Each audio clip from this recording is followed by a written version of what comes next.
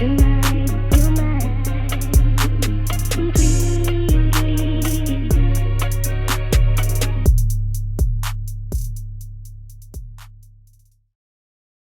back to another episode of Good Morning Let's Basketball. We got a good one today, so stay tuned. Make sure to subscribe and like the video and support us on our social medias such as Instagram, TikTok, and Twitter. And we appreciate all the support we've been getting these past few weeks. These are my co-hosts, Kevin and Daniel. Kevin, can you kick us off with our first topic? There's a lot of impressive stat lines that players can achieve in a given season. I think two of the most that I think are very impressive is players shooting 50, 40, 90 on the season and averaging a triple double. But thinking about it, what do you guys think would be more impressive to do in a season? Shooting 50% from the field, 40% from three, and 90% from the line for a whole season, or averaging a triple double? Weighing these out, I just feel like they're such two completely different games. So it's really hard to just pick one because 50, 40, 90 hasn't been done much, but neither is averaging a triple double. Like only like two or maybe three players have ever done that. And I don't know how many players have shot 50, 40, 90, but I think it's more than two or three. I got the stats on that. So the only two players to average a triple double was Oscar Robertson and Russell Westbrook. Westbrook did it 4 times. And for the 50, 40, 90 club, it's been done 13 times and only 9 players are a part of it. And it includes Larry Bird 2 times, Mark Price, Reggie Miller, Steve Nash, who did it 4 times, Dirk, KD did it twice, Curry, Malcolm Brogdon, and Kyrie. Brogdon's kind of like the black sheep in that whole list. I was not expecting that. 50, 40, 90 is very impressive. Like looking at the names, like they were all like, I don't want to say like all-time greats because Malcolm Brogdon's in there. He still could be an all-time great if he just turns the fuck up the rest of his career. But just honestly, even shooting 90 or 50% from the lot from the field throughout the whole season is just crazy in itself. Like 50% is really freaking good. And then 90% from the line is you're pretty much just automatic. But I feel like that's a lot more achievable of a accomplishment for players that may not be like a number one option or like a star player. And then, So, like you said, only two players have done the triple double. so I think both mean that you obviously had a good season over the stretch of the entire thing, but I think an important detail to kind of mention here is what wins you games, right? So somebody can get 10 points, 11 points, 12 points throughout the entire season and kind of average somewhere in there, but be a big man and get rebounds and be somewhat, able to pass the ball.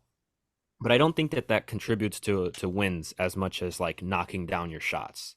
I feel like when it comes to Russell Westbrook, for example, averaging a triple double, like it was great and it was really fun to watch him do that. But we saw countless times. I mean, the scrutiny around him was everywhere. People were like, yeah, he's getting all these triple doubles, but he's stat padding and his team isn't winning.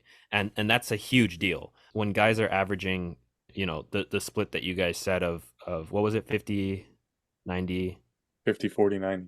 50, 40, 90.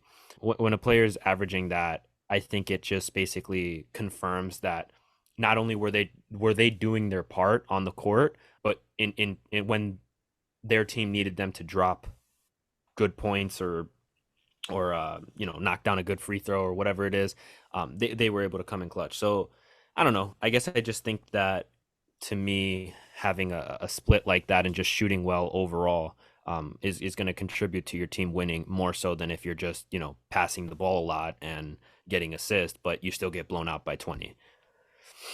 I think both are hard and they're both impressive to do. I'd love to be a part of both clubs and they're going to be in the history books forever because there's very few players who have ever done this and probably very few who will ever do this in the future. And I just think that if you're going to do a 50, 40, 90, you're barely missing when you take those shots over a season.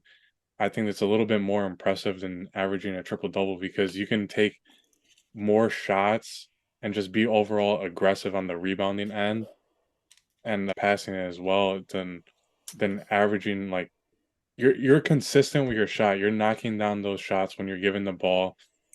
When you go to a line, you're hitting your free throws at a 9 out of 10 times. You're making those free throws. What you said about the winning season with averaging a triple double, I don't know if that almost is the case because Westbrook didn't win a championship those years that he was averaging a triple double. Yeah, he took his team far, but it didn't ultimately lead them to a championship though.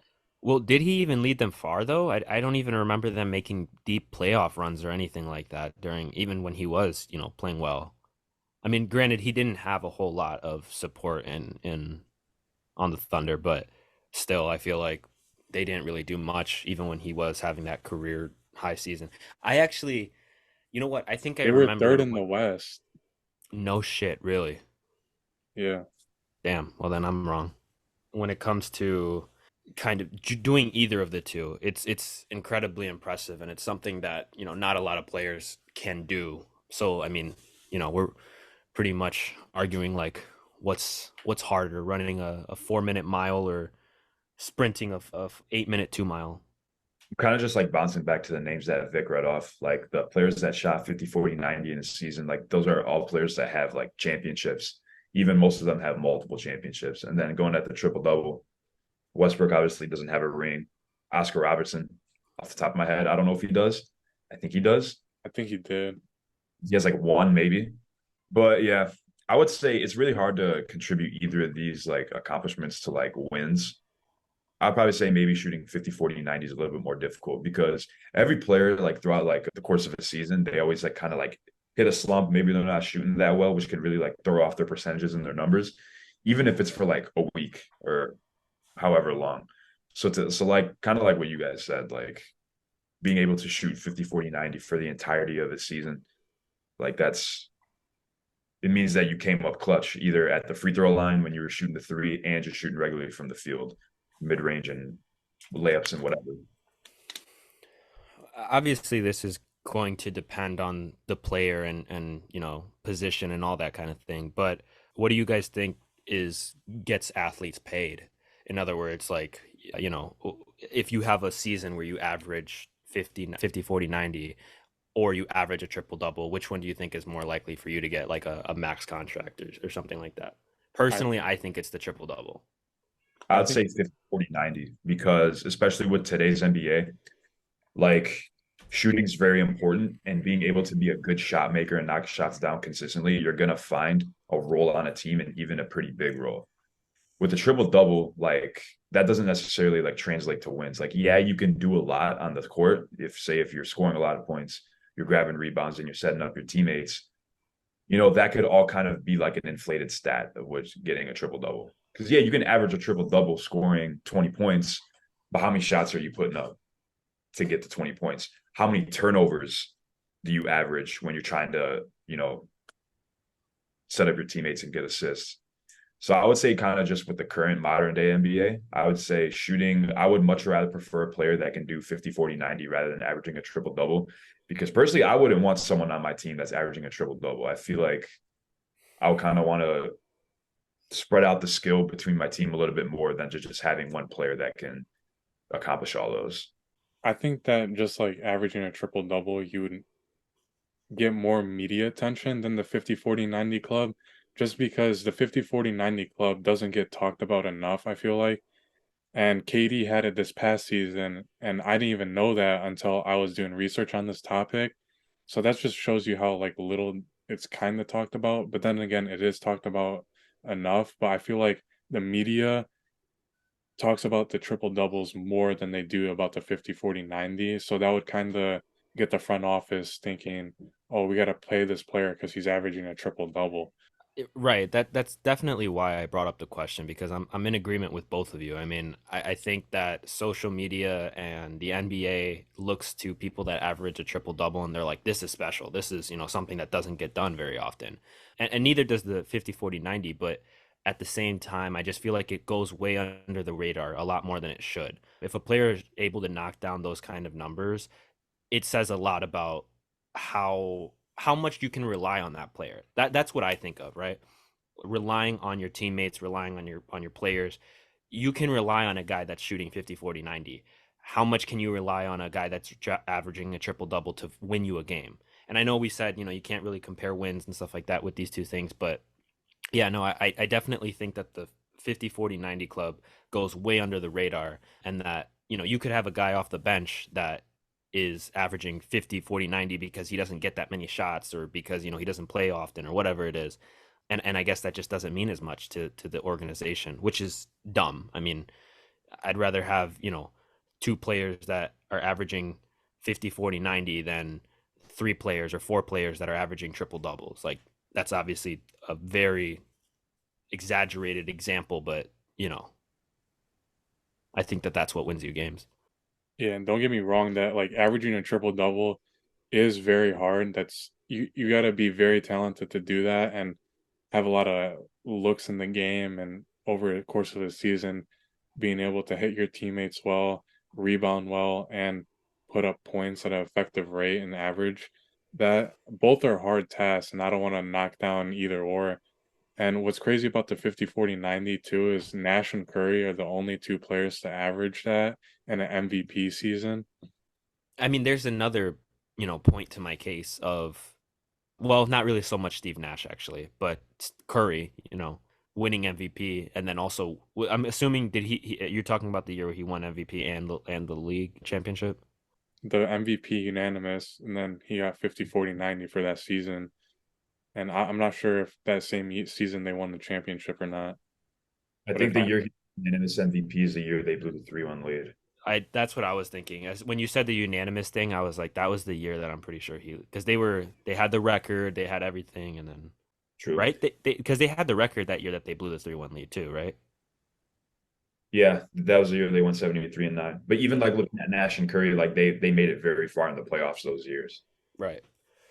The Suns just unfortunately couldn't get it done the way that the Warriors didn't even get it done that season either. But I feel like that doesn't really translate to that doesn't win you seasons because they did make it very far in the playoffs.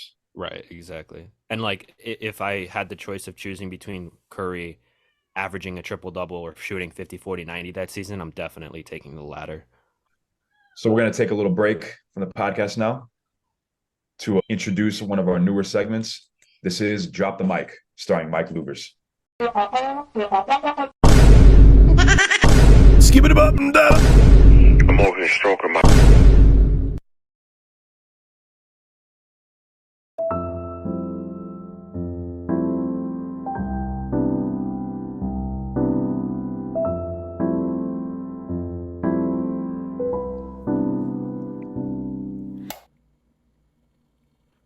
What's going on, everybody? Welcome back to another installment of Drop the Mic featuring OG Mike Miles. And today, I wanted to do something simple. We're just going to look back on one of the softest players in the league, according to many NBA fans. We're going to look at Devin Booker's softest moment to me, but, also, besides all the soft talk, we're just going to look at one of my favorite moments from Devin Booker, one you could always go back to and laugh at. And, I feel like a lot of people forgot about this, but it is my favorite Devin Booker moment of all time. And let's just get into it, We're going to start out here. We're in the bubble. It's 95-92 during COVID. Absolutely no one in the stands. Devin Booker's going to shoot a free throw, and he's going to get upset at the Toronto Raptors mascot. Now, the irony of this clip, here's the mascot right here. Here's what he's doing. A little jump. That's all that happened. And Devin Booker is getting him sent away. He even has Jay Crowder out here supporting him. But look at the crowd. There's absolutely no one in this arena. COVID restrictions, but this also gave way to one of the best memes in NBA history. The Toronto Raptors sitting on the sideline. But you know what? The Raptors were kind of doing a lot this game. Look at the giant mascot on the sideline. You can't help but laugh. Look at that thing, man. I mean, it's huge. Pause. But let's look at some Raptors moments. Celebrate the Raptors. We got Robin Lopez just shoving him to the floor. He's mocking him, turns the head around at the end. This video, over 20 million views on YouTube. We got the OG Toronto Raptor getting in a fight with a dancer, it looks like. Hey, fuck it, he's just gonna eat the cheerleader. And, the most iconic Raptors moment of all time, arguably. I mean, this thing has millions of views. And, it's just a good clip, he just kind of trots off. And, that's all there is to that clip. We got John Wall shooting the free throw. We got the Raptor. The ESPN giving him the perfect angle, you know. And that's pretty much it for today. Keeping it short. Thanks for watching. Tune in next week for more videos. Peace. So currently in the league at the moment, we have a bunch of talent that's coming in. We already see a bunch of talent right now, just players that are younger than 25 years old, and the players that just got drafted this year and coming up in the future years as well. So I kind of want to see what your guys' picks of who do you guys think will be the face of the NBA in the next few years. Right now, we can kind of say that the face of the NBA or so-called like best player, probably between like Jokic or Giannis, even Bron and Curry, you can say that they're still the current faces, even though they're a little bit older. But like I said, a lot of talent coming up. Who's going to be the face? I would say my pick is definitely going to have to be Anthony Edwards. He definitely had his best season of his career just this past year, averaging 25 points, 6 rebounds, and 4.5 assists. I think when talking about players, like the best way to describe him is he just has it. The FIBA tournament's going on right now, and he's getting a lot of praise from the media and the coaches that they're calling him the guy on the team. Like he is the best player on this team. He's taking control. He's loud. He's vocal. And we remember earlier in the season this year, I think around the All-Star break, when he was talking about load management, and he thinks it's stupid. He hates it. He thinks that everyone, if they're able to play, that they should play. And he can definitely back this up because in his 3 seasons in the NBA, he's never played less than 72 games. The least amount of games he's ever played in his 3 seasons was 72. And he played 79 games last season. So he only missed 3 games. Granted, he's still a young man. I mean, he's still healthy, but still, like, there is a lot of players a lot of younger players, especially, that do miss a lot of games. So he definitely takes care of his body. I would say he's definitely the best player on Minnesota, definitely behind Cat. I think he's kind of taken that role. But yeah, I remember when he got drafted, one of the things that people were talking about is they thought he had character issues because I think in college he might have been a little cocky and his team wasn't that great, even though he was arguably the best player that year.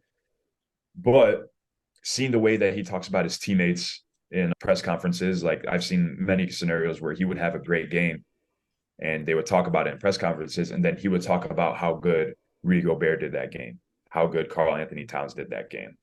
So I guess kind of what I'm getting at as to why I think he'll be the future face of the NBA, because he has the talent. He has all the talent in the world. He already seems like he's really stepping up as a leader, kind of leading the Minnesota Timberwolves the way he kind of encourages the team, as well as what he's doing for Team USA. Steve Kerr even said, like what I said earlier, like this is the guy undoubtedly. And Kendrick Perkins also gave him some praise as well, saying that I kind of agree with Kendrick Perkins here, saying that he's going to be the guy in the next upcoming seasons as possibly the best player in the NBA. But Kendrick Perkins kind of sucks with his takes sometimes. That is true, but this one I could definitely get behind with. This is, I think, like the only time I've ever agreed with Perk, but I like this one. I backed him on this. I've been a big fan of Anthony Edwards ever since he got drafted. So I think he's definitely up for the challenge. The kid wants it. Yeah, I really like Anthony Edwards as a pick. He's a very good player, and we're seeing a little bit more of him in the spotlight now because of the USA team, and he's able to have the ability to. I don't know if I would say like have all access, but like he's definitely the leader of that team now, and so it's great for him. I'm gonna do 3 players that I think will be the next face because I mean right now how many faces of the NBA are there? There's 100. It's Luka, Jokic. I personally think it is. You have your social media favorites, which is Curry and LeBron, and then you have like if you watch basketball, like you said, Giannis, Jokic, Doncic, KD, Kyrie. There's a million. So I'll say this right. The first pick that I would say is going to be Jordan Poole. One of the reasons why, or actually no, I'll start with John Morant. First, my first pick, my realistic pick is going to be John Morant. The reason why I say that is because I think he's the only player that's as young as he is that has proved that they can not only lead a team but also win games with that team. He's only been in the league for what, 2 years, 3 years now? Not even maybe 4 or 5. I think he Okay. entered 2019. He was injured though, right? At No, first, no. I feel like okay, well, whatever. Anyway, yeah, I don't know. I think I like John Morant as one of the, future names of the NBA. You look at how much media attention he gets now and how explosive he is on the floor. He's able to knock down threes, mid ranges, dunks, all of it. As from a social media standpoint, people are gonna draw themselves to that, and I think that his time on the Grizzlies, like he's gonna win some games. Last season, before all this crap happened, I think they were between the first and the third spots for a while, for a good stint. And I mean, yeah, I just think that he has proved a lot to people that he is a player that deserves to be one of the names that are in the future of the NBA. Going forward with that, I also want to say Jordan Poole. The reason why I want to say Jordan Poole is because I think that he obviously has a ring with the Warriors, but also he spent time with what some people would call the best organization in the league for athlete development, player development, all that stuff. So not only does he come from an organization that has trained him really well, but he's also played with some of the best shooters in the world and in the league, and also just has played within an offensive system that has won, and under a head coach that has won 4 championships so far. So I think he's just got a leg up on a lot of these younger guys. I think that, he will do well for himself in the Wizards as long as he can keep his confidence up. If he goes there and he just, goes down in the dumps and doesn't do much, then yeah, he won't be anything. But if he takes it upon himself to say, "Hey guys, like I played for the best team that you guys have seen maybe in the last 2 decades, and I'm gonna bring some of that to this Wizards team or to wherever he goes next. Maybe he only stays at the Wizards for a year and then goes somewhere else. We'll see." But yeah, Jordan Poole's that. And then I just want to say this one really quick, Donovan Mitchell. I still think, I mean, maybe he's a little bit sooner, or he's like still part of that like older group, but Donovan Mitchell, I think in the next like 8 years will probably be another big face in the NBA. Yeah, I like your guys' picks, but for me, it's kind of hard to choose just one guy because I think that the NBA is very talented now, and we've seen last season there was like 7 players averaging 30 points per game at one point during the season, and that's never been done before. The league's just getting immense talent every year. It seems like the league's getting better, and I feel like we're not ultimately marketing these guys as we should be. We shouldn't just pick like one face, maybe multiple faces I could see. But if you look back and in time and see like Magic and Bird were the faces of the league during their time, then it was MJ, then it was Kobe, and now it was LeBron slash Curry. After LeBron and Curry retire, I think it's gonna be quite a bit of mix of a guys. I think it might be maybe Anthony Edwards. I like that pick. I was actually thinking him as one. John Morant. A lot of young kids love John Morant's game, and I think it's gonna be someone that's personable that people can get along with off the court, and then on the court they just have a game that's very flashy, or they're very explosive on the court, or they can dominate the game. And I don't think it's going to be necessarily a power forward or center. I think it's going to be someone from a guard to a small forward that's going to be a face of the league. I could also see guys like Luka Doncic, Jason Tatum, John Morant, and Anthony Edwards. I like those as well. I don't know. I think it's going to be a guard that's going to be a face of the league, not a power forward or center. I'm I want to just say something really quick. I think the Tatum thing that you said, if I had to, in the future, I feel like, because obviously Tatum's one of the better choices to say that he'll be the next face of the league, but I think that he'll be the future Chris Paul. He'll be that dude that's still playing, you know, ball at 38 or whatever the hell age Chris Paul is, and he just still hasn't won a ring, even though he's gotten close so many times. That's just, unfortunately, that's the future that I see for Tatum, but I hope I'm wrong. I don't know. We'll have to see this next season. I heard that Jalen Brown and Jason Tatum were actually working out together during this off season. That's good. That's really good. We obviously see that when I don't know. It's just it's such. I think it to me it's such an important thing to train and to work out with your teammates. I mean, across any sport, football, soccer, basketball, if your chemistry is good between you and the guys that you're going to play with, it just translates well to the ball skill. And yeah, I think that that's probably really needed because I don't know if you guys agree, but over the course of last season, I just felt like there was definitely a disconnect between Jaylen Brown and Jason Tatum. It It was wasn't almost just like, him. It was just a whole team. right. Yeah. Yeah, hopefully Jason Tatum can teach Jaylen Brown how to dribble with his left hand. I feel like that's first order of business. But to say there was a disconnect, I feel like is a little bit of a stretch. I mean, this team was first in the East, and they had one of the better records in the league. Just where they struggle is actually, I would say, getting it done later in the season. The great in the regular season, obviously they were first. Playoffs though, this year they definitely struggled throughout the whole playoff series. I mean, they went to 6 with Philly, 6 or 7. No, they went to 6 with Atlanta. They went to 7 with Philly, and then they went to 7 with Miami. They first off they should have swept Atlanta. So I feel like during like the playoffs is definitely like where they struggle the most as compared to the regular season. Good group of guys. They've all been around each other for a while now. They just added Porzingis, which I think is going to be pretty solid. I think he's dealing with some injury a little bit earlier in the season, so we might not see him for a little bit. But I would say Tatum's already up there with one of the better players in the league. The only reason why people might not have him as high as other guys is because, well, if he had a ring, he would probably be one of the top players in the league. Obviously, I mean, having a ring before the age of 26, being the number one option on the team, that's going to put you light years ahead of most people. So, but I feel like all of us had like pretty solid picks. Like all of these guys are going to be superstar level players once they hit their respectable primes. If they haven't already hit it yet, I really hope not. But yeah, there's just so much talent that's already in the league, and there's just so much talent that's already coming in. And there's also just so many players that haven't had a chance to really showcase what they can do yet. So, like the rookies that just had their rookie season, guys like Paolo. Then we got guys this year. We have guys like Wemby, obviously. No one's forgot about him. We have guys like the Thompson twins. There's guys like Cam Whitmore. And then even guys in the previous years. And even coming up in the future, we have Bronny coming up. I know there's a good prospect out in Europe. I don't remember exactly where, but he's like another demigod, basically. So there's just so much talent. Honestly, hopefully these guys can just put it together and really it translates onto the NBA and winning some games. That's definitely the most important thing because you could be great, but at the end of the day, you need to win and get some championships under your belt.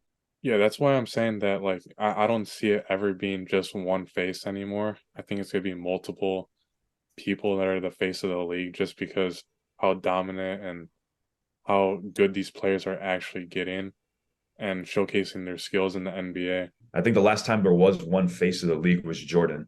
And you even kind of like said it earlier when you were going through like, oh, there's always been multiple faces. You were like, it was Jordan or it was Magic and Bird.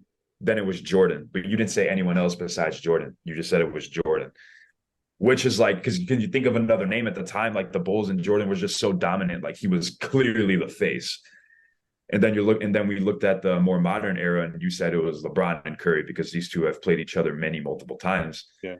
Each of them have 4 rings. So the last time there was just one face of the NBA, it was the greatest player of all time. And Kobe. Kobe too, yeah. I think you could definitely include him in there. But even LeBron still played mostly during Kobe's time, and he was still dominant. And there was that Celtics team during the end of Kobe's career in the 2010. Like there was the Celtics team. There was just a lot of guys too. You had, young Blake Griffin. Well, no, Blake Griffin. When did he join? Don't call Griffin face of the league. Yeah. No, I know, but like he was coming up, is what I was saying. Like he looked good on paper, and people were like, "Damn, like who's this guy in Detroit?" And then yeah, I think you mean LA. In Detroit, he was decent, but we're just gonna move on. That's what I mean.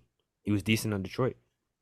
Decent, but his years where people were like, "Oh shit, look at this dude," was LA because I think he was an all-star his rookie year in LA, which is like. Doesn't really get done much. Usually rookies don't make the All-Star game. I think it's happened like a couple times, maybe. So at the start of every season, one of the most fun things to talk about is who we're going to see in the NBA Finals. We've talked about it a couple times in the past, who we think the NBA Finals matchup will be for this NBA 2024 season. I think we all kind of agreed earlier when the season ended that we'll probably see Denver in there again for the West. And then whoever the hell we picked in the East, either Milwaukee or Boston. I feel like we all kind of had similar picks. But on pretty popular analyst by the name of Bobby Marks, he was looking through the current NBA season and matchups, and he picked a specific matchup where he thinks that these two teams will meet in the finals. very different pick from most other people, but he believes that in November we will get an early preview of the 2024 NBA Finals, and that is a game between the Phoenix Suns and the New York Knicks. And I was kind of interested on why he picked these two teams. It makes sense. I still don't definitely agree, but I see what he's saying, and I kind of like where he drawed it from.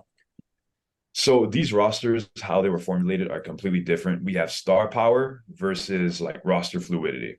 The way these two teams were basically brought up and built are just completely totally the opposite.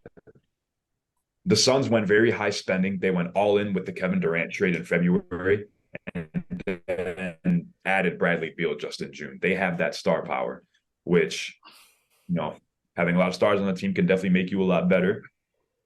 I don't think the Phoenix Suns will make the finals, but I definitely see where he's coming from. They spent that money. They made those investments. They made those investments to make the championship. The Phoenix Suns made it without Kevin Durant and Bradley Beal. They should definitely be able to make it again with those guys. And his argument for the Knicks is they definitely took a lot more of a conservative approach to this offseason. They're returning 13 players throughout their whole team. Where's that? Yeah, they're returning almost damn near their whole entire roster. So these guys have played with each other. They had a very successful season this past season. Unfortunately, they lost to Miami in the second round, which at the time a lot of people thought was kind of like an upset, but Miami ended up fucking around and going to the finals. So it's respectable now. So returning damn near the whole roster, I feel like really puts them a leg up on a lot of people. And they also added Dante DiVincenzo in free agency, who has a lot of experience. He's an NBA champion. He played with the Warriors, probably arguably the best organization we've seen in the last 10, 15 years. And he has that chemistry with Josh Hart and Jalen Brunson when they play with each other at Villanova. Correct. Yeah. Even better, too. I mean, like, Jalen Brunson, I'll probably be the best player on that team over Julius. He brings a lot more value than Julius Randle does. So having a lot of guys that also played with each other in college, and they even won the college national championship together in their final years at Villanova, really kind of just puts them ahead of a lot of teams. That chemistry is going to be there. Returning 13 players in a whole offseason to me is crazy. Players bounce around so much. Like, I feel like people aren't talking about this enough. I didn't know this until I read this article. Like all 13 players coming back to play for the same team, even with contracts being up, it doesn't seem like they made any really cuts to the roster. It's so unheard of, especially in today's NBA, just with players bouncing around from team to team, especially with the money that's being passed around too. I feel like it's hard to bring back 6, 7 guys right away. But the fact that they're able to bring back it's hard to keep a starting 5 together. Damn near. Are you sure that Evan Fournier didn't leave? Because I remember he was expressing how he wasn't happy with the role he had on the Knicks. It didn't mention anything in the article, but that all could have. depends. Yeah, like when the article came I mean, out. I don't know if he's left yet or not, but I do remember him like going on Twitter or some podcast or some shit and saying that he was like very unhappy with his role at the Knicks, and he would look at D Rose on the bench and be like, "Fuck this shit" or whatever. Yeah. Well, the 13 players isn't the whole entire roster. I know I kind of said that. There are like more than 13 players on a roster. But returning obviously they had an image in their mind of, we want to keep all of these guys. Let's see if we can do it. 13 is a lot to me to just, we want to keep these 13 guys, bring them all back. The fact that they were able to do that with most of the players that they wanted definitely seems like the team's heading in the right direction. Finally, after all these goddamn years. Yeah, I mean, when you say 13 players, what I think of is you have, your starting 5, you have your replacements for each position, and then you've got 3 extra guys too that can come in. So it's a shit ton. I mean, to have that many players that have been playing together for that long, I mean, it's not that it's that long, but just that you play 2 consecutive seasons together, that's impressive to keep them together. At first, when you said what he said, I kind of was like, I don't know. But the more you started to explain it, the more you kind of went in depth. I was like, yeah, no, that makes sense. You forget that Phoenix has made some good additions to their team this last offseason, and the Knicks are, like you said, just a very well-oiled machine. You can look at it that way. I think one thing I will say for the benefit of that argument is that when it comes to the Knicks, when it comes to the Eastern Conference, I do think that it's pretty much like open season. I mean, if you look at even last year, there's so many teams that could potentially win the Eastern Conference, and it's not really clear who's going to win, especially after last year. Boston was supposed to give us a better finals maybe than the Heat versus the Nuggets. I feel like I can say that now because going into that, I didn't think it was that bad. Heat versus Nuggets, after watching it, it was pretty bad. The Nuggets, ran through them. And I just would have liked to see a more well-oiled Boston team playing against them, but you live and you learn. Yeah, I think that I will say that probably next year, because I don't think, Kevin, you mentioned what your picks are. I know you mentioned that, those are what that Marks guy analyst said, but I obviously want to hear what your picks are too. But this year, I just think that in the Eastern Conference, the Celtics have maybe done enough now to win themselves that conference and to hopefully, make another shot at the finals. Tatum's getting up in that age where a lot of the best players that we know won their first championship. He's around 28. So it's definitely around the corner for him if we want to look at it like that. And then you just have I think that the Celtics are going to come back this year with a vengeance. I think that they're just as upset with themselves as everyone else is at them for how poorly they performed going into the later part of the seasons. Or sorry, going into the playoffs. On the Western side, it's impossible for me to say, but I do like that Phoenix Suns pick. I just think that Lakers want it, Warriors want it. There are even Clippers are people are talking about them again. If Paul George, Kawhi, and them can get it all done. I mean, there's just so many teams, and I don't love the idea of Phoenix still. I don't. I think I know you're gonna hate to hear this, Kevin, but I feel like KD after he left the Warriors has just kind of become he's just a scorer. And I mean, I think he wants to win another championship for sure, but I just don't see it in his future. I just feel like he's going to bounce around a lot and he's just not going to be able to get it done. So yeah, my picks are probably going to be I'm going to say Warriors are going to be back in this conversation with Chris Paul. So I'm going to say a Warriors versus probably a Boston finals. That's what I'm predicting. Had the Knicks, and when we did this discussion, I had them as a sleeper pick. Just want to remind that again. But I don't know if they can go as far just because I think there are a little bit stronger of teams in the East than them. But we'll see once the regular season starts. I think that the Celtics have a pretty good chance. The Bucks, and I don't know if the Knicks could beat those two teams when those teams are playing well and healthy. And in the West, I feel like there's so many teams that could really potentially get to the finals. It could either be the Nuggets, the Warriors. I think the Warriors are very hungry this year. Steph Curry is saying that that he feels like he's in his prime and he just seems ready for this season. You can't count the Warriors out yet until those three retire Curry, Clay, and Draymond. I don't think you can count them out of an NBA championship just yet, just because they're still playing pretty good basketball together. And then with the West too, the Lakers got really good. You could see them in the finals. Suns are pretty good too as well. So it's just a toss up in the West. I feel like the West is very stacked with teams. So I don't just to say one team that could go to the finals is really hard for me to say right now. I feel like the East is pretty locked in at Boston and Milwaukee. I mean, those are they had the two best records in the NBA last season. I don't think Miami gets it done, even if they end up getting Damian Lillard or not. I just don't really see it happening. They lost too many role players that really helped them get to the finals. Philly just exploded. We're going to get into that in actually our next topic here in a few minutes, but James Harden obviously is never going to even thinking about throwing on a Philadelphia jersey ever again. It's possible that Joel Embiid asks for a trade. But yeah, like I said, the East is pretty locked in at Boston and Milwaukee. It's just up to those teams of who knocks each other out in the Eastern Conference Finals. I think those two teams are definitely going to meet. Boston, I think they definitely got a pretty good upper hand with getting another big in there like Porzingis, has good defense. It's another body to guard Giannis. I mean, they lost Grant Williams. They still do have Robert Williams and Al Horford coming back, they played him pretty good, but having that extra big body in there to take some of the pressure off the other two big guys, it's really going to help them a lot. So yeah, East definitely between those two. Can't tell me any different. I don't want to hear anything else. The Knicks, I would say them too. They're kind of like that dark horse, but they lack that star power. They don't have the same star power the way that Milwaukee and Boston does. I mean, look at Boston. They have Tatum, one of the top players in the league.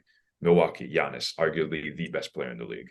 Knicks, they have Randall, most overrated player in the league, and then Jalen Brunson, who he's not that guy. He's great, he's awesome, but he's not anywhere near Tatum or Giannis. Now the West, the West, where this is where it gets tricky. But dude, honestly, no one's fucking with Denver. Like y'all sitting here talking about Warriors, Lakers. Fuck no.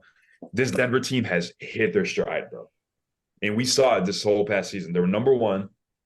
They breezed past the playoffs. They beat LeBron and they beat KD. And they showed that Jimmy Butler still can't hoop in the finals.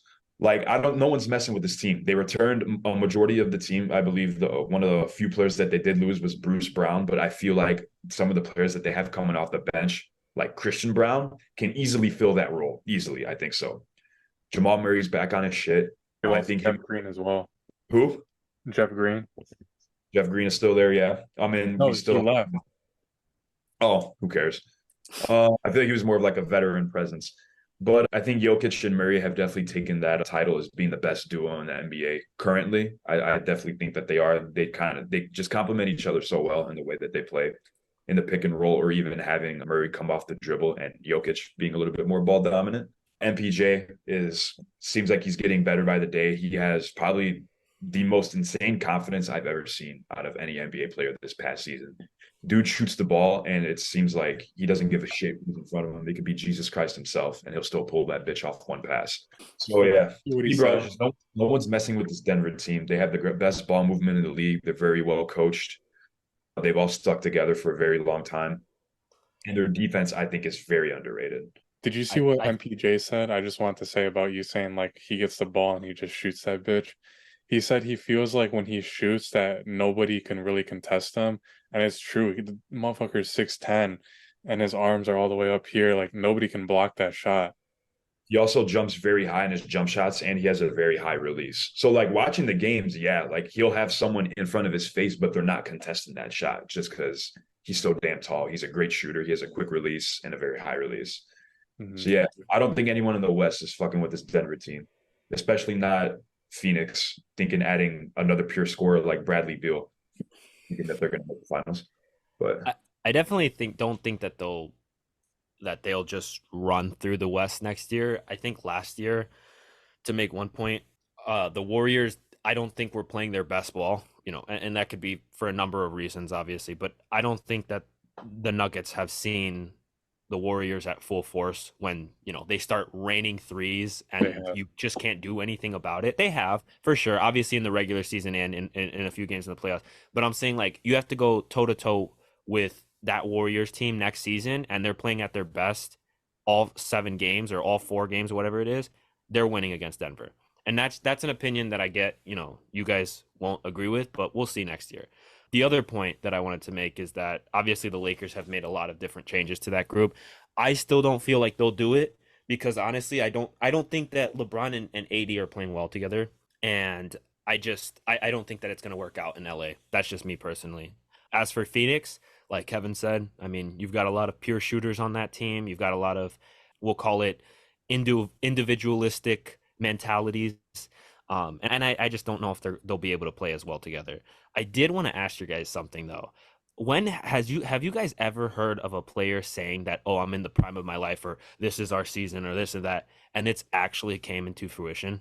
Because I don't think I've ever heard that. That's why when you said that comment about Curry, Victor, where he was like, I'm in the prime of my life, I feel like that's such a curse or something, or it's just bad luck in general to say that at the beginning of the season. Because I don't think I've ever heard a player going into the next season saying, I feel better than I ever have.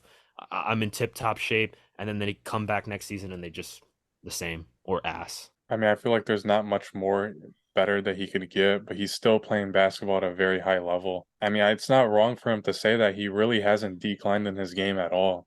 No, for sure. I'm just asking. The question that I asked was, can you guys name an example of a player that has said, I'm going to do good this year and then actually did it? I don't know. I feel like it's irrelevant though. Like, what's your point you're trying to make? I guess my point is, like, we've heard LeBron several times say, like, oh, I'm 37, I'm 36, I'm 38, but I feel fucking great. And I mean, he plays, out of his mind sometimes, but it also wasn't enough to get a finals done. And then I don't know, you look at other players too. AD, for example, I'm really kind of going after the Lakers right now, but AD, always talking about how his health is so good, and then he fucking goes out from somebody slightly pushing him with his pinky toe. So I don't know. It's kind of a stupid question, but I just don't think it's ever in a good. I don't think it's ever good for a player to, say like, "Oh, I'm gonna do good this season." You don't know. You could get hurt your first game, unfortunately. You guys could shit the bed, 100%. first 20, 30 games of the season and lose out on a playoff spot. I mean, But then again, what do you want these players to say? what? Hey, you know what? I don't feel that great. And you know what? Those Lakers might knock us out again. Irrelevant. Eh, dark horse type of energy. And it's very few players who are even saying that as well. I feel like you always hear that shit, man. You can't tell me that you don't. You don't see Bleacher Report. Oh, this player's in the lab right now. He says he feels better than he's ever has. I know you're not telling me that you haven't seen that, because I've seen that 5 different times over the summer, and I've seen that 30 times over the course of the regular season. Name 3 players. Name 3 players. Yeah. Honestly, That- you could that- you the could last you could. months. Yeah. No, What'd no, you say? no, no. Five Three players. players. Name them. You can't just be like, no, you can go back. No, name them because I haven't seen it. All right, Tatum. Tatum's one. Tatum has definitely said, "Oh, I'm going to come back bigger and better, and we're going to get Definitely? it done." Or he Jimmy did say Butler, huh? it. Definitely, or he did say it. No, I know for a fact Tatum did. And then you also have Jimmy too, who also said we're gonna come. Actually, no, that's not a good one, because he did say like we're gonna come back and we're gonna get it done next year, and he got it done, but he didn't get the finals done. He got the Eastern Conference done. And You were then talking besides about that, this summer. You hmm? said you've seen 5 this summer. That was last year. 5 this summer, it's a figure of speech. But if you want, I can go on Bleacher Report and I'll put on the comment section. That's what I'll do. For this video, guys, I'm gonna go in the comment section and find 5 quotes in the last like month that have been said by players talking about, "Oh, I'm gonna be the best player next year," and we'll see. It's not a figure of speech. It's horseshit. And if you can find those 5 players, I'll buy you lunch. There you go, guys. Kevin's buying me 50 wings from B-Dubs in a few days. I'll make sure to tag you guys in the video. 50 wings as an appetizer for this fucking mongrel. We'll split them 25 to 25. And now, folks, we'll go ahead and kick off our attempt at completing the crossover grid. That top right one, I really like Hito Turkoglu. What about Jameer Nelson or Aaron Aflalo? Those are good picks, pretty solid. But did they ever? You think they ever hit 6 in a game? I feel like Jameer Nelson's more likely. Turkoglu's Yeah. pretty good too. I'd probably say Jameer Nelson more than Aaron Aflalo, but Nelson was more of like a point guard. Hito was more of like the like spot up shooter. I felt like he was more likely to make at least 6 in a game. All right, we'll do Turkoglu. That's just my humble opinion, though. Watch it be like 80%. Oh, 9% is pretty good. That boy Hito. All right. So 6 threes in a game and then 8+ rebounds in a season. Cat. Cat would be pretty good. Did Tatum average 8 rebounds? I'm not sure. I don't know if he averaged 8 rebounds, but towards the end of the season, he was getting a lot of double-digit rebounds. But then again, it's average of 8+. Oh, well, I mean, LeBron probably did at some point. There's no way he didn't. That is a pretty good one too. Maybe I'm trying to think, a shooter that probably has to be around 6'5", 6'7". Westbrook. Yeah, I was thinking that too. Oh, yeah. I'm thinking a Bulls player, honestly, like Levine or Lonzo too, but I don't think maybe.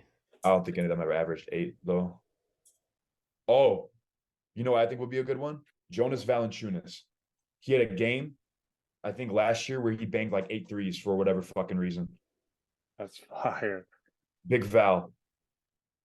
Let's go! Let's Fucking go. go! That was clutch. No one's guessing that shit. Hell yeah. Let's go, Val. All right. Fuck.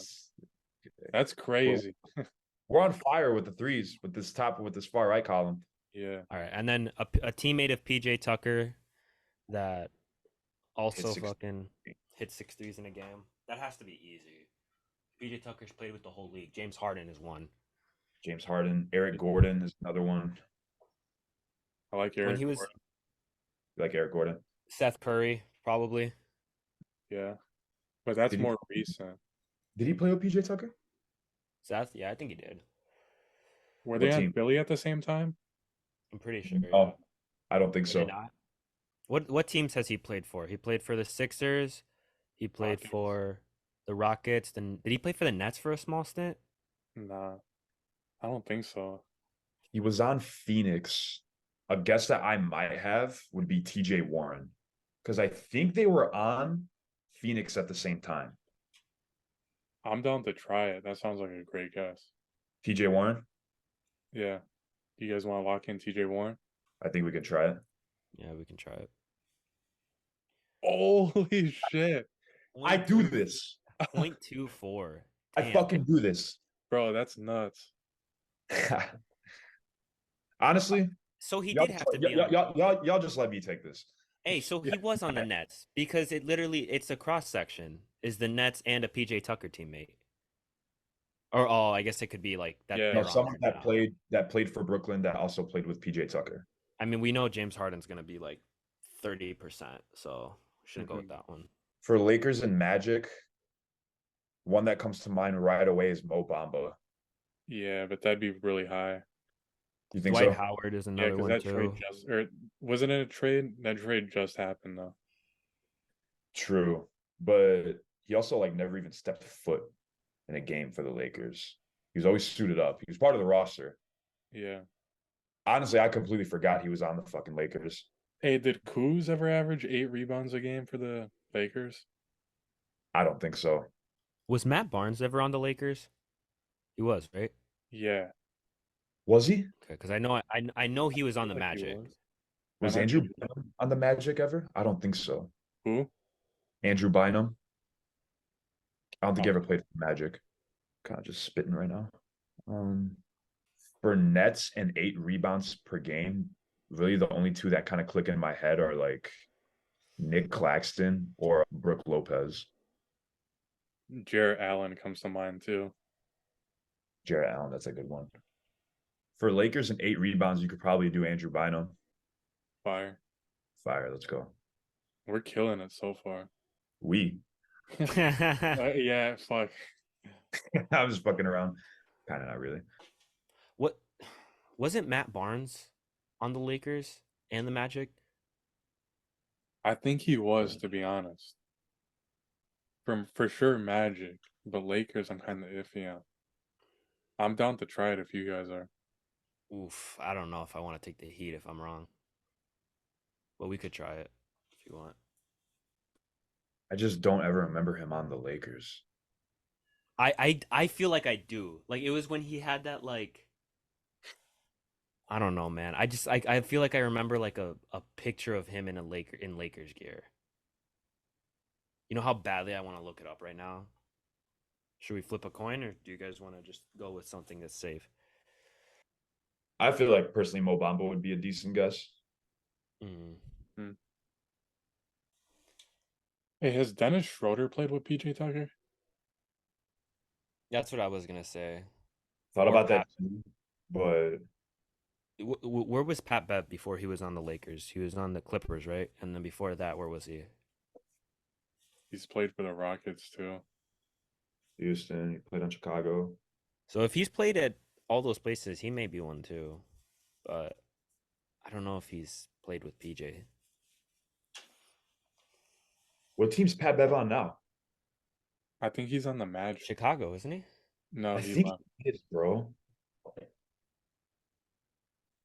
I thought But Pat there's Bev was still in there's no way Chicago. it's gonna count it because he actually hasn't played a game yet. Yeah. All right, we need to make some guesses. We still have Yeah. five and a whole podcast to do. For Lakers and Magic, I feel like Mo Bamba is a solid one.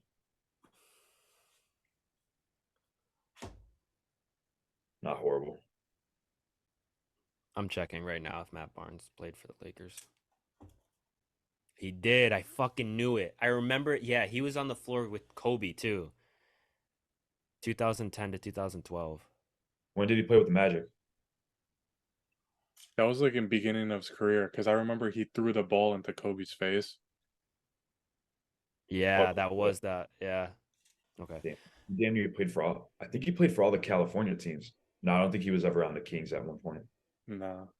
You guys want to do Brooke Lopez for 8 rebounds a game? I think Brook Lopez is a good guess. That's what I'm thinking too. 15 again, not bad. That's teammate of PJ Tucker. Did Seth Curry ever play with PJ Tucker? I think I said that earlier. I'm pretty sure they did, but I think you said that they didn't, Kev. Yeah. I thought you said that for something else. I thought you said that for 6 threes Mm-mm. and then Oh. PJ Tucker. Do we go with Seth Curry? I got one for Nets and Magic, but I don't know if you guys already said it. What? Vince Carter. Was Vince ever on the Magic? I'm about 70% sure. That Vince Carter played for the Magic? Yeah. Call it 70. It was I remember Vince Carter wearing obviously he was on the Nets. I do remember him in blue and white. I don't know if he played at the same time. He wouldn't have played like when Dwight Howard was leaving, but I feel like I remember Vince playing for the Magic too. It was either towards the end of his career You might or be at the. thinking of Tracy McGrady. I don't think so. I don't know. I haven't guessed one of these, so let me try. Oh, Damn, you were Fuck. right. that's a big percentage though. You guessed I the didn't. number one guess. That's insane. Fuck. Fuck. That sucks. I didn't even think like I couldn't even remember if he actually did play for the Magic. I kind of did, but I was like, Yeah, I'm drawing a blank on these last two, man. I mean, we're saying like the non-obvious ones, right? Yeah. We can do Seth Curry. I'm cool with that. I just feel like I really want to know if Pat Bev played with him because if he did, then that solves the Lakers answer. Oh, well, did Westbrook play with him? Either when he was on the Rockets or when he was on the Clippers? I think when he was on the Rockets, they played together. It's a fuck. Well, James, because James Harden and PJ Tucker were playing together, but I can't remember if that was like after the KD and. Well, actually, no, that doesn't make sense. I think Pat Bev or Westbrook would probably be the best guesses for Lakers and PJ. PJ Tucker and Westbrook definitely played together because I remember going to Houston and I bought a Westbrook jersey, I think, or no, I bought a Harden jersey, and I'm pretty sure PJ Tucker was still there. I think Pat Bev is a solid guess. I'm pretty sure they're on Houston at the same time. Houston Yes. Clippers, you mean? No, Hey, I what mean do you want? Pat Bev never played for Houston, did he? Yeah, yes, he did. What? I didn't know that. We doing Beverly? Try it. Fuck. Damn. I guess he wasn't there at the same time as PJ. He was probably there before Mm. because he played pretty early on in his career there. I say we either put Westbrook in the bottom left or Seth in the middle. Well, I don't think. Oh yeah. What do you guys want to do? I feel like Seth is the obvious answer, low No, key, Westbrook but is. people probably don't really remember Westbrook because he was in Houston for such a small amount of time. And then they're basically just taking a guess that I'm not saying do it, but I don't know. What do you think, Kevin? Just try it.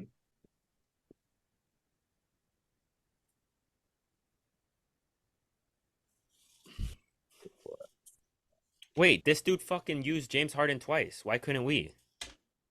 No, this is like the top guesses for each place. Oh. All right. So to wrap up today's episode, we're going to talk about some buzz that I've been seeing recently on Twitter.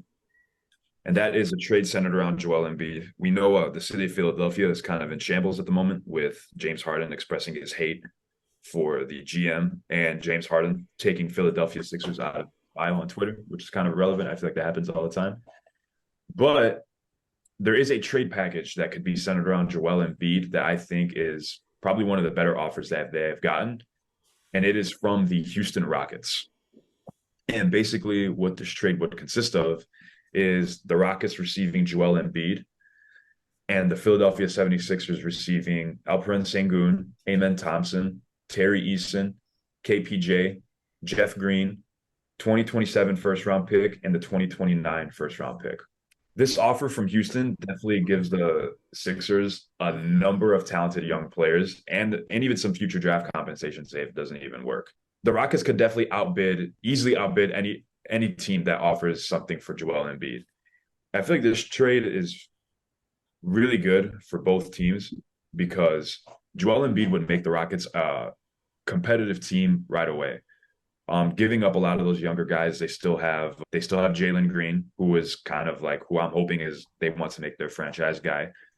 They have a great coach in Ime Udoka, who led a team to the finals in his first season as a head coach. Joel Embiid, obviously reigning league MVP, and then they have Fred VanVleet and a decent role player in Dylan Brooks. Putting a MVP on that Houston Rockets team with already some experience there and a great head coach could already make them a very competitive team during the regular season. They obviously won't make the finals or conference finals, but they could definitely make a run at the playoffs with this team better with the current roster that they already have. I feel like this trade would be very good for Philly too, because Alperen Sengun can already come in and play that center role for Philadelphia. Last season, he averaged 15, 9, and 4. And he's a very versatile offensive player, and the Rockets could definitely use that right now with the young talent they have around with Tyrese Maxey and a bunch of the other prospects they're getting too. For example, Amen Thompson, who they took with the number 4 pick in the draft. He's definitely I think, one of the more exciting players in this draft. He's a wing player. We know it's kind of a wing league right now. There's a lot of great young wing players. He has the ability to slash. He has a great shot. I feel like this will put Philly in a lot better position that they've been in the past 2 years because they've kind of been like in that weird gray area. It's where they should be winning games, and they were, but they weren't finding success in the playoffs, getting bounced in the second round. But kind of this like wipe of getting rid of James Harden and getting rid of Joel Embiid and getting a lot of young assets back, I feel like can really set them up for the future because we see Brooklyn did this. They got rid of Harden, they got rid of KD, they got rid of Kyrie, they did a wipe, and they got so many good young assets back like Mikal Bridges, Cam Johnson, and various others. And they were in the playoffs last year. They weren't even a play-in team, so it was very good to see. And I feel like with years to come with Philly, especially with the new head coach that they got in there, Nick Nurse, I feel like he can make that young team a very scary young team because there is a lot of talent that these guys have. So who does the Sixers give up besides Joel Embiid? Just Joel Embiid. Joel Embiid for those players. I think it's a great trade for the 76ers, but for the Rockets, I don't know if I really like it because if they're gonna try to win now with Joel Embiid, I don't think they can get it done.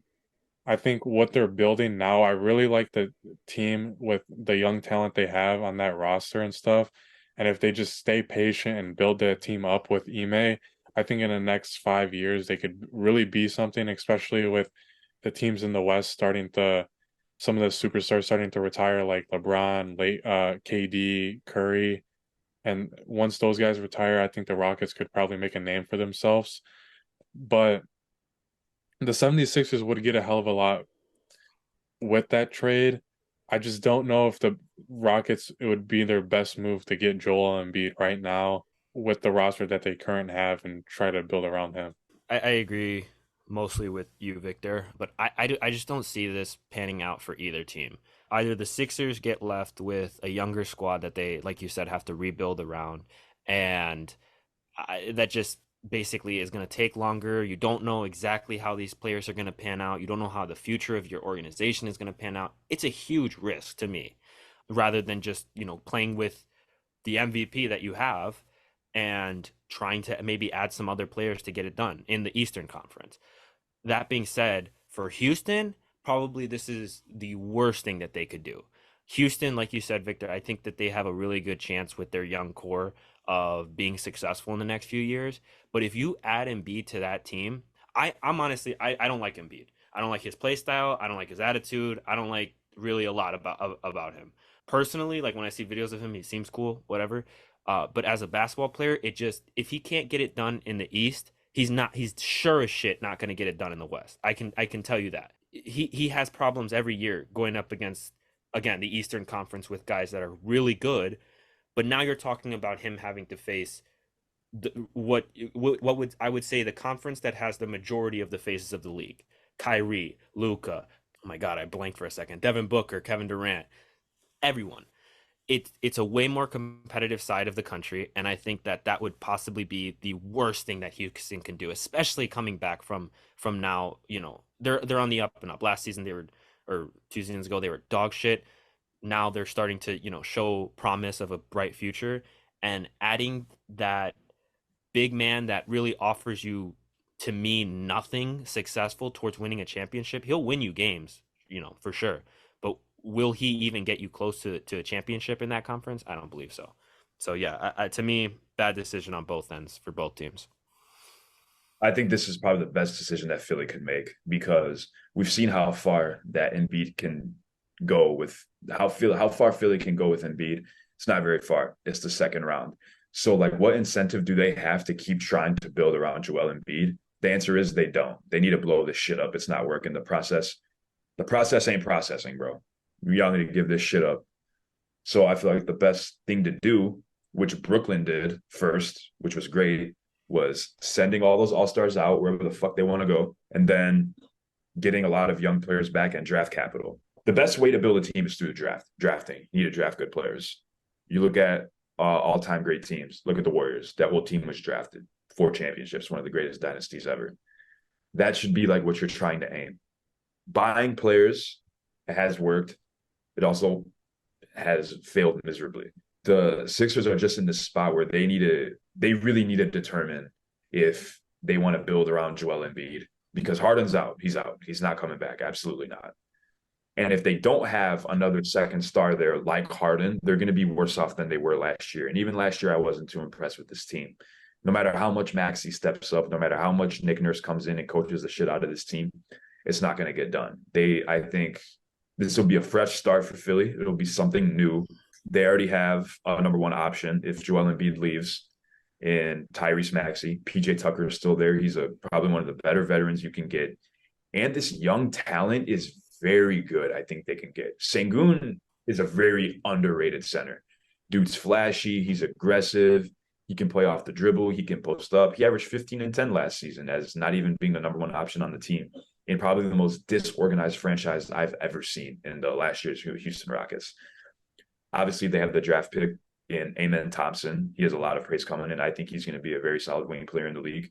KPJ is a great scorer. I think he needs to kind of like mature a little bit, though, in his play style. He kind of just goes out there and just kind of does like hoop mixtapes stuff. But they also get those 2 first-round picks. And I think those picks will be pretty solid because Houston, yeah, they'll be a good team, but they're not going to be like a top 4 team in the West just because of how stacked it is. It's the first year that most of these guys are even playing together. And Houston also giving up these younger players makes the starting lineup a lot more clear. Because looking at this team right now, I couldn't even guess what the fuck their starting lineup's going to be because they have so many players that can play the same position and are kind of in the same row. They have their draft pick, who's a shooting guard, small forward, in Amen Thompson. Obviously, they want him to develop, but they also brought in Fred VanVleet and Dylan Brooks. Now you also have KPJ and Jalen Green, who also kind of play like that point guard, shooting guard role. Well, only one of them can start because you have these 3 other guys. So I feel like this will just put them in a better position to win throughout the regular season than what they currently have, because what they currently have, they're going to be doing a lot of exploring throughout the season, and you don't have time. The season goes by quick. Yes, there's 82 games, but you're not going to figure out if a starting lineup works or not within 5 or 10 games. This is something that you need to prolong throughout the whole entire season. And they just have so many different variables and possibilities of what their starting lineup could be. It would be impossible to figure out in a season, I think. Getting some of these younger players out of here and getting a reigning league MVP, I feel like would put them in a better position to start the season compared to what they have right now. I think this trade is really good for the 76ers. I'm not really sold on the Rockets getting this trade. I definitely think they'd be worse off. I really like the young guys that they have. Like you said, with Amon Thompson, Sengun. Pretty sure they're going to figure out their roster or their starting lineup pretty early and then stick with it. They might go with some lineup changes if some guys are not really working out with those roles. But Ime Udoka is a really good coach, and I think he's going to have a starting lineup set up, and he's not going to be switching that too often. Definitely will take some time. The Houston Rockets team that he's about to coach is very different from the Boston team that he coached. He kind of took that role with the team already being one of the top teams in the league with already having star players, already having a system to follow. This is a very fresh start for him, and I'm pretty excited to see what he can do because I think he's a solid coach, but we don't really know that for sure. He's a great defensive coach. We know that because in the season that he took the head coaching job to the previous year where he was the assistant coach, the Boston Celtics defense improved amazingly. They didn't really add anybody. The only thing they did was really just touch up on stuff. Tatum became a great defensive player. Jaylen Brown too. They were good before that, but like that year where he became head coach compared to previous years, the difference on the defensive end for those guys was almost like astronomical. Yeah, it'll be interesting to see what he can do. Like you said, the only team we've seen him coach is really just Boston. So we'll have to see how if he can make this Houston team into a well organized team that can fight for a title. All right, so that brings this week's episode to an end. We really appreciate you guys tuning in for another week of our podcast. Make sure you follow us on all social media, subscribe to our YouTube. We're still on that road to 100 subscribers. We're going to get there very soon with your guys' support. Follow us on Instagram at Good Morning Let's Basketball. Follow us on TikTok at Good Morning Let's Basketball, as well as all of our socials so you can see when we upload and also some of our content as well. And we'll see you guys next week.